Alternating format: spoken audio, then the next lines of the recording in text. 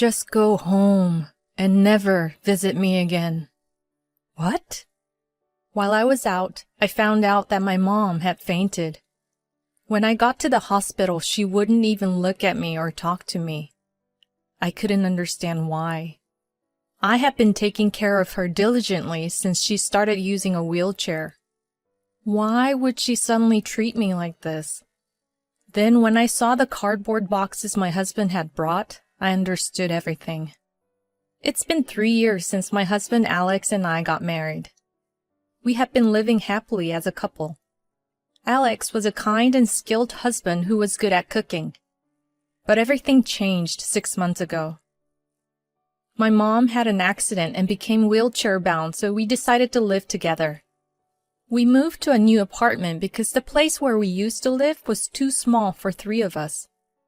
Unlike our previous one, the new place was almost brand new and it was much more comfortable. Above all, there were fewer steps, so my mom seemed to enjoy the house the most.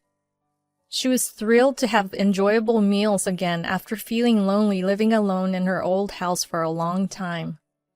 My parents are divorced, and my father has not been around since I was little, so I'm really grateful to my mom who raised me as a single mother. I thought living together was a way to show my gratitude for her, and seeing her happy made me feel relieved. My mom was taken to the hospital by ambulance due to heat stroke on a day when the weather forecast repeatedly warned against unnecessary outdoor activities due to the heat. When I arrived at the hospital, the doctor told me that my mom had fainted in a room without air conditioning. We had checked the weather forecast together in the morning, so why did this happen? I wondered if my mom couldn't reach the remote control. Come to think of it, I didn't remember where I had put it after using it to adjust the air conditioning for my mom before she went to bed. Maybe it was my fault that she almost died. Thankfully, my mom regained consciousness, but when I asked her if she couldn't find the remote control, she shook her head slowly. I felt relieved, but then I wondered why she didn't turn on the air conditioning. "Then why, Mom?" My mom turned her gaze towards the window. "Why won't you talk to me about anything, Mom?" "Just go home."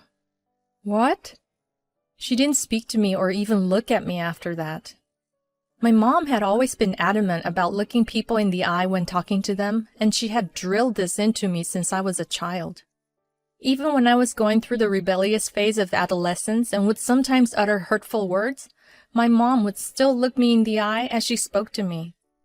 This was the first time she had given me such a cold attitude, and I couldn't even say I'm going home before running away from the hospital. "It's so hot," I thought, as I walked back from the hospital, sweat trickling down my neck one after another. I wondered why my mom hadn't turned on the air conditioning when it was so hot outside. Fortunately, this time, my mom was able to call an ambulance on her own before fainting, but it sent shivers down my spine just imagining what would have happened if my husband and I weren't at home during the day and came back to find my mom passed out on the floor.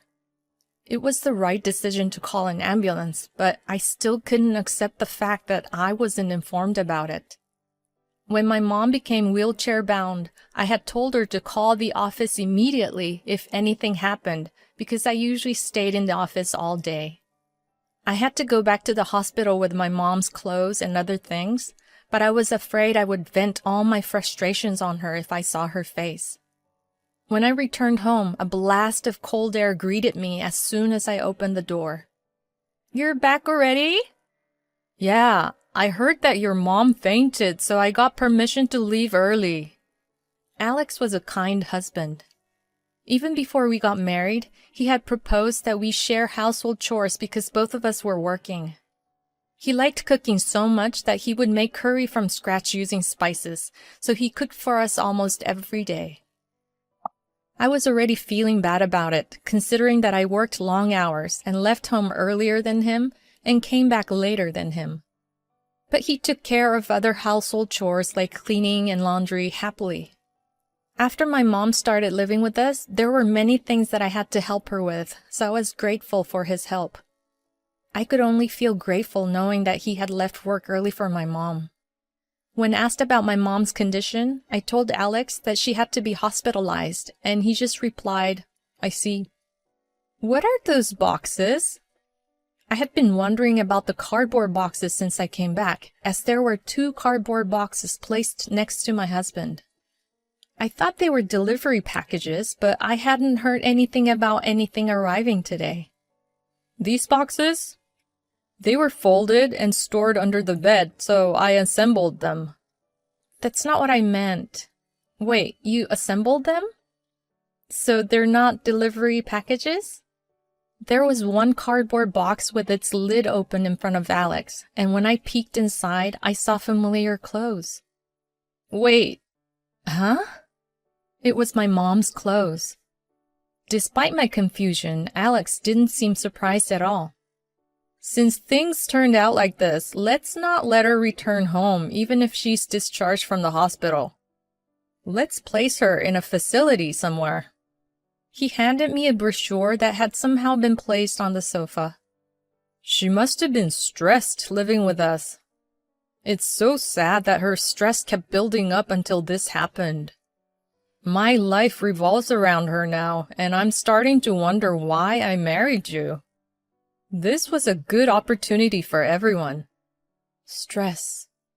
"Until we started living with her, I looked forward to you enjoying my cooking. Every day I would think about what to make for the next day. And I was happy when you dried my hair after I got out of the bath. But recently you haven't been paying attention to me at all. You're not just her possession. She'll understand if it's for her daughter's happiness." Although there were some parts of my husband's childish remarks that bothered me, when I heard his words that our life together had been stressful for her, it strangely made sense. So that's why my mom didn't look at me. I didn't want to believe it, and I quietly pointed out that she had fainted due to heat stroke, not stress. But he quickly retorted, "She must have been so stressed that she could have died from heat stroke." I started to feel that it might really have been the case. I was happy to live with my mom, but I didn't know that she had been stressed. I also didn't know that Alex had been feeling lonely. I didn't understand anything. Even when I returned to the hospital with things necessary for her hospitalization, my mom still wouldn't look at me. "I'm sorry, Mom. Our life together must have been stressful for you, right? That's why you didn't use air conditioning, right?" My mom listened quietly to my apology, but suddenly her body started trembling. "Mom?" I quickly went around to the window side and peered into my mom's face. Tears were overflowing from her eyes, one after another. "What's wrong, Mom?" My mom mentioned my husband's name and said something unbelievable. Apparently, Alex had been verbally abusing her behind my back, calling her a terrible mother who was interfering with my happiness. He had forced her to do household chores in her wheelchair, saying things like, "It's not like you're completely immobile, and you're living in my house. Don't you think you should do some housework?"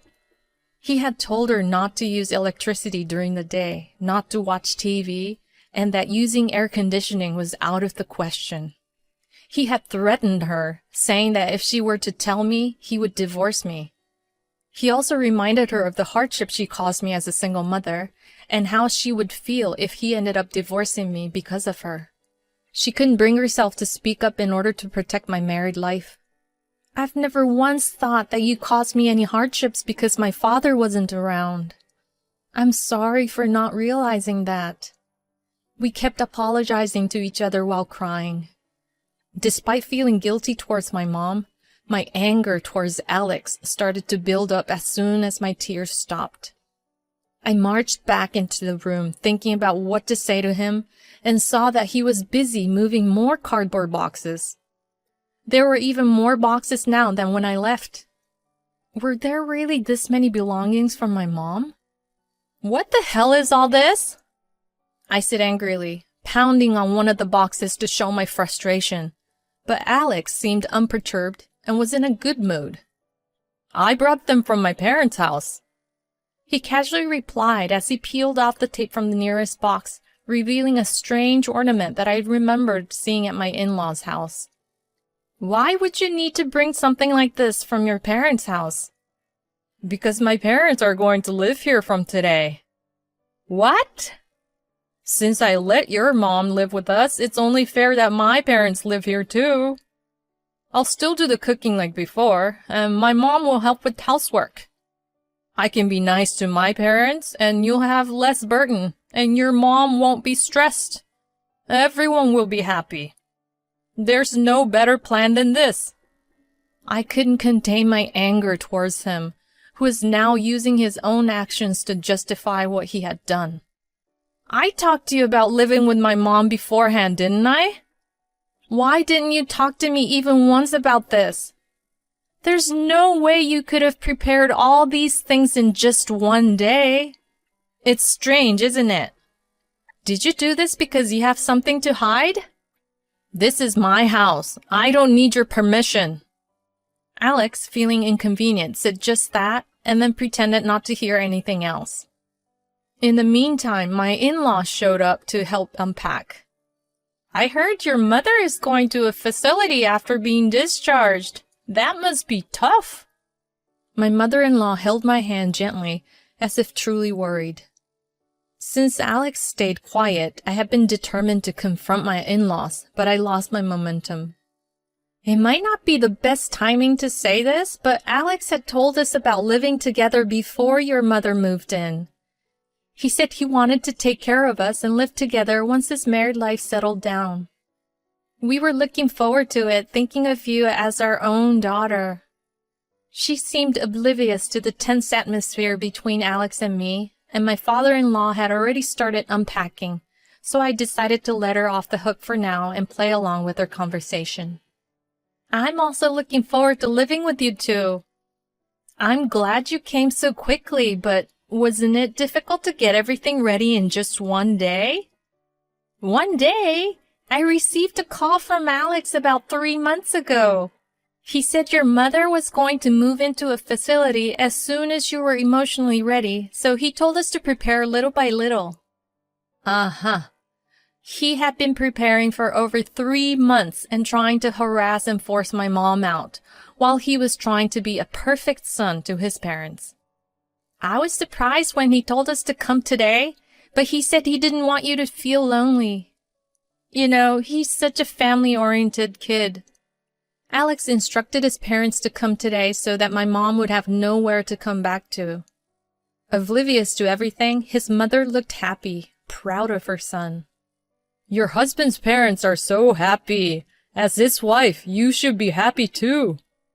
My father-in-law said to me while Alex sat there with a smirk. Where did you put my mom's stuff? I asked Alex, and he pointed at my smartphone with annoyance on his face. When I opened the message, there was a link to a rental storage company. I'll be right back, I said and left the house, ignoring my mother-in-law's worried look about where I was going at this hour. When I opened the door of the rental storage, I was speechless. My mom's belongings were haphazardly crammed into a nearby rental storage. It was especially bad with cute blankets and stuffed animals that I had bought for my mom to relax with. They seemed to have been thrown in. Alex probably didn't like the idea of my mom relaxing at home. They were not even packed in boxes and were lying on the floor. I didn't want to see his face anymore, so I called him from in front of the rental storage. You've gone too far with this! How could you call yourself a husband when you torment your wife's mother while making your parents happy? You're so annoying. If you keep saying that, we're getting a divorce. I love my mom and dad, and they love me the most. I used to love you the most too, but if I'm not the most important to you, then I don't need you anymore. Huh? Don't act like a child. Your mom won't be around for long anyway. It's great that you can live off the inheritance. It would have been easier if she had just died like that. Then we wouldn't have any financial problems or worry about disposing her belongings. I could picture him laughing at me in my mind. I was such a fool to marry him. I'll gladly divorce you, I shouted and hung up the phone. I divorced my husband without any hesitation. I couldn't bear to be with him for another day, so I immediately rented a new apartment with furniture and appliances and started living with my mom, who had been discharged from the hospital. A few days later, my ex-husband called me. "What do you mean I have to move out by the end of this month?" "After all, that apartment belongs to my mom." In fact, the apartment was registered under my mom's name. We lived there with my mom because of me, so I had told Alex that my mom and I would handle all the paperwork. He had only accompanied me on the apartment viewing. Even before moving to that apartment, I had a higher income, so I was responsible for paying the rent and utilities. We had established a system where he would pay for groceries and living expenses as he helped with cooking and household chores, so it's convenient for both of us if I pay for the household expenses. It seems he had thought that I had bought the apartment. "What? It wasn't under your name? I thought this house was our joint property since I thought it was under your name. Because you only take care of your mom now, I've suffered emotional distress, and I was planning to get this house as compensation with alimony. This is fraud." He continued to speak afterwards, confessing without being asked. "I thought I could be nice to both my parents by kicking out your mom. Then I could live comfortably without unnecessary stress. Even though I have been doing my best for you, you rejected living with my parents. So I was planning to divorce you and take the apartment with property distribution. Just like I texted you, the house has already been sold by my mom. You need to move out by the end of the month because there are people who want to buy it and have a viewing scheduled. If you refuse to leave, I will report you for illegal occupation to the police."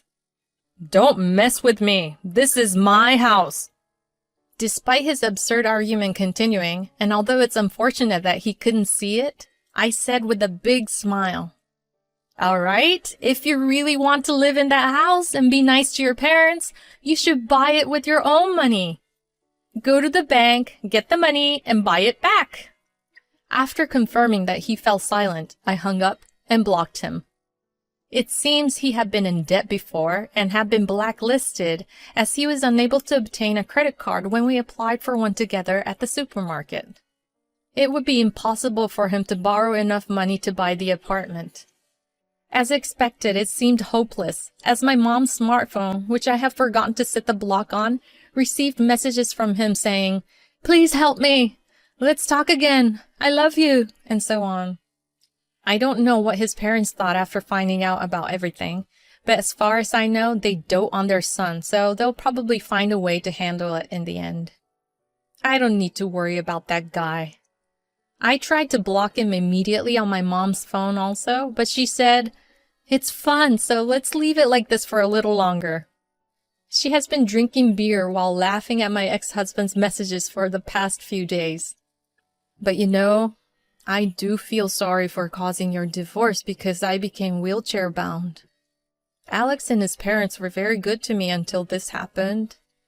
What are you talking about? Mom, you're the victim here. You're just a victim of that idiot's childish pride, so you don't have to worry a thing. In fact, thanks to you, I was able to divorce that psycho bastard. If I had found out about his personality after we had kids, it wouldn't have been easy to get a divorce. I can easily imagine myself taking care of the baby while dealing with Alex's tantrums and my physical and mental exhaustion. I'm always grateful to my mom.